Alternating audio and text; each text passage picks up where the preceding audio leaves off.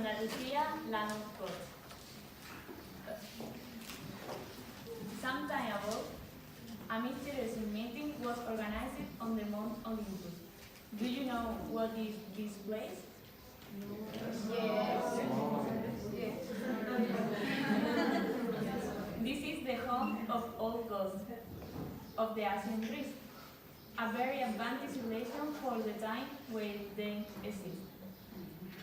In fact, to this day, there is still a country that retains its names.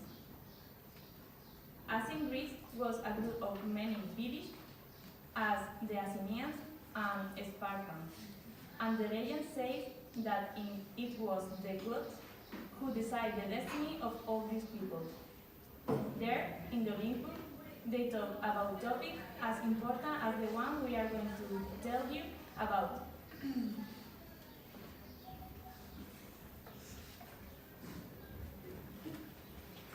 Let us begin with a brief summary of the discussion that was taking place at the Olympus. This has been provoked by an urgent message that has reached the temple. The message said, "So, an urgent message for the gods of the Olympus. We need help. We have seen that many of our soldiers are losing feelings such as courage, kindness, or honesty. It's very important that this situation be resolved as soon as possible." Still surprised and angry about what was happening, Ares, god of war, contacted Zeus through a mystical connection between gods.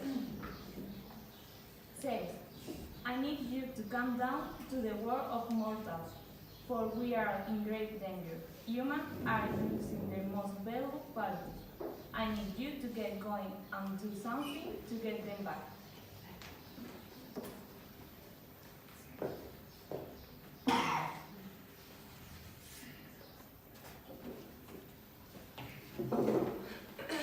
Zeus knew where to start. Andalusia, according to the Greek sages of distant lands, said that the bravest people from all over the world lived there. Above all, a young boy who, it is said, that he liberated the city of Gades with his enormous strength and is able to raise columns and even kill lions with his hands. Even by many, he is considered as a semi-god. Hey, ladies and gentlemen, do you know who I'm talking about? Yes. Who is? Yes. All right.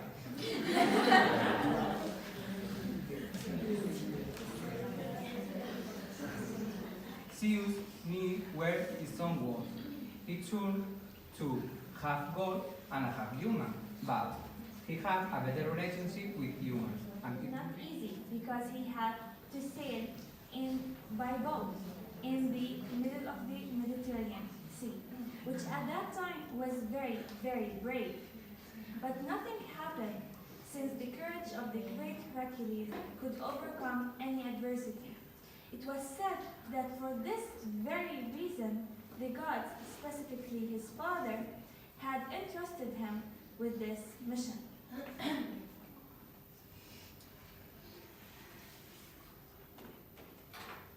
After this encounter with his son, Zeus took his beautiful horse Pegasus, and among the thunders he released in his staff, he appeared in the sky of Olympus. Come on, everybody, stand up.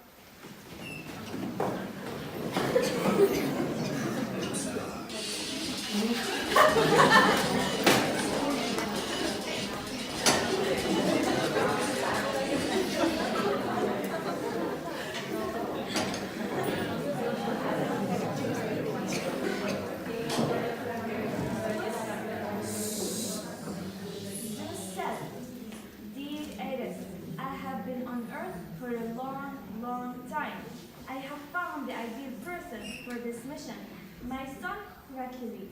He's a perfect boy, he can't fail."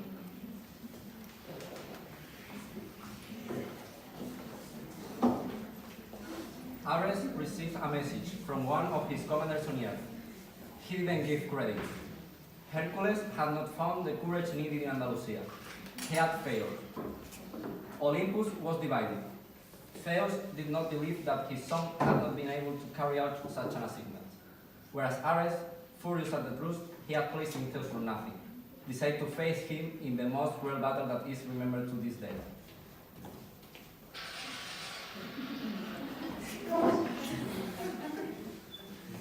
Zeus decided to go down, again in search of someone who could solve the serious problem that was happening at that known event his son had managed to solve.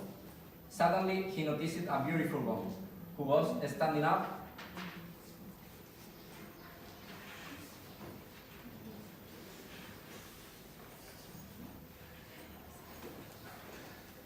So, when the conflict ended, she came to ask her if had been afraid. She answered in the affirmative. At that moment, Theos understood that the bravest path that can be shown is to assume that you have a fear and face it. Theos took her in his arms to climb next to her to Olympus and present her to the rest of goods and goodness.